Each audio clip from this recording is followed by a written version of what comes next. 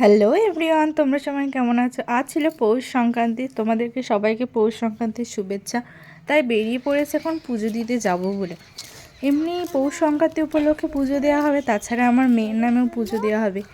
কেননা তোমাদেরকে একটা কথা বলা হয়নি, কিছুদিন পর আমার মেয়ের বার্থডে আছে। ওর এইবার 5 বছর পূর্ণ হবে, সেই জন্য সব জায়গায় পুজো দিচ্ছি। এই হচ্ছে আমাদের মন্দির, এখনও কমপ্লিট হয়নি। আর এইখানে মা আছে।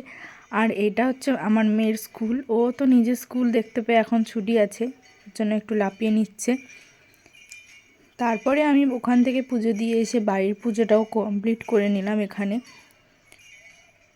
দেখতেই পাচ্ছ। তারপরে কাজবাজ সেরে বিকেলবেলায় বসে পড়েছি বিউনি বাঁধার জন্য। তোমাদের বাড়িতেও কি পৌষ পার্বণে এরকমভাবে ধানের আঁটি বেঁধে পুজো হয়? আমাদের এখানে তো হয়। তোমাদের এখানে কিভাবে পুজো হয় প্লিজ কমেন্ট করে জানাবে। তারপরে চলো ঝটপট করে এগুলো করে নিই। তারপরে সন্ধেবেলায় আলপনা দেবো। এই যে আলপনা দেওয়ার ভিডিও একটাও নিতে পারিনি, কেননা সন্ধ্যা হয়ে গেছিলো। তারপরে আমি ভিডিও নিয়েছি, উঠোন থেকে শুরু করে সারা বাড়ি আলপনা দিয়েছি। কেমন হলো জানাবে আলপনাটা। হয়তো খুব সুন্দর হয়নি, বাট তাড়াহুড়ো করে করতে হয়েছে।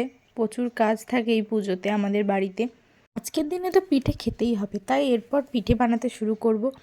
তারপরে এই যে আমাদের পিঠে বানানো হয়েছিল, আজকে শুধু পুরপিঠেই হয়েছিল। চলো বাই।